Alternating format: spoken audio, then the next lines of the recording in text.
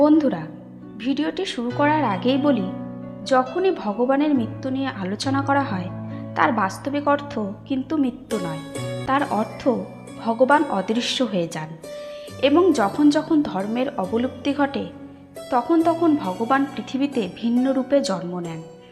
বন্ধুরা, এরকম মনে করা হয় যে ভগবান শ্রীকৃষ্ণের মৃত্যুর পর যখন তার অন্তিম সংস্কার করা হয় তখন তার শরীরের একটি অঙ্গ জ্বলেনি।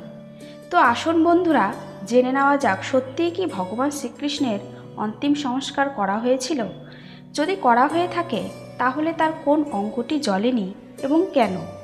নমস্কার বন্ধুরা, ধর্মউক্তি চ্যানেলে আপনাদের সবাইকে স্বাগত। ভগবান শ্রীকৃষ্ণের লীলা শৈশবকাল থেকেই চর্চার বিষয়। ভাগবত গীতা অনুসারে ভগবান শ্রীকৃষ্ণের আদেশ ছাড়া একটি পাতাও নড়ে না। এই সংসারে যা কিছু হয় সবই তার ইচ্ছায় হয়। তিনি পরমপিতা, পরমাত্মা।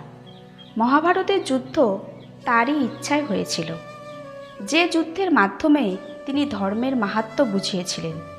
যেহেতু কৌরবরা অধর্মী ছিল, ভগবান শ্রীকৃষ্ণ দুর্যোধনকে অনেক বোঝানোর চেষ্টা করেছিলেন, কিন্তু দুর্যোধন তার সিদ্ধান্তে অটল ছিলেন।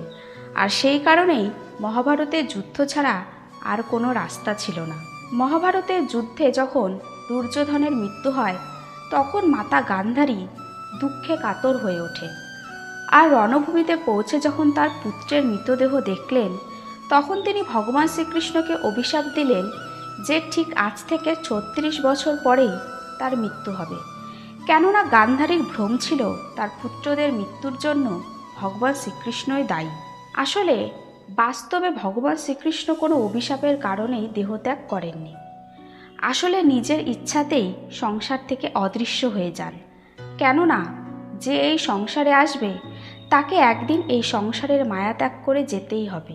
যখন দ্বারকানগরী বিনাশের পর্যায়ে চলে আসে তখন বলরাম নদীর কিনারায় চিন্তামগ্ন হয়ে ধ্যানে বসে এবং ধ্যানমগ্ন অবস্থাতেই তিনি তার ভৌতিক শরীর ত্যাগ করেন।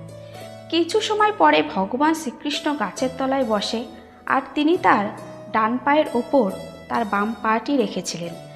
তখন জরা নামে এক ব্যাধ তার চরণটিকে শিকারী মনে করে তীর চালালেন এবং সেই তীরের আঘাতেই ভগবান শ্রীকৃষ্ণ দেহত্যাগ করলেন। আর এভাবেই উপরিউক্ত অভিশাপের কারণেই যদুবংশের বিনাশ ঘটে। অনেক কাহিনী অনুযায়ী জানা যায় পাণ্ডব দ্বারা ভগবানের অন্তিম সংস্কার করা হয়। যখন তার পুরো শরীর জ্বলে যায় কিন্তু তার হৃদয়টি জ্বলে ছাই হয়ে যায় না এবং শেষ পর্যন্ত জ্বলতে থাকে, তখন তার হৃৎপিণ্ডটি জলে প্রবাহিত করা হয়।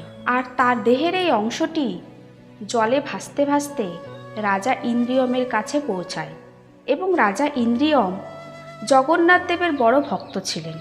তিনি সেই হৃৎপিণ্ডটিকে জগন্নাথ দেবের প্রতিমায় স্থাপন করেন আর এভাবেই জগন্নাথ দেবের মন্দির স্থাপন করা হয়। বন্ধুরা, আজকের এই ভিডিওটি যদি ভালো লেগে থাকে তাহলে কমেন্টে আপনাদের মতামত অবশ্যই জানাবেন।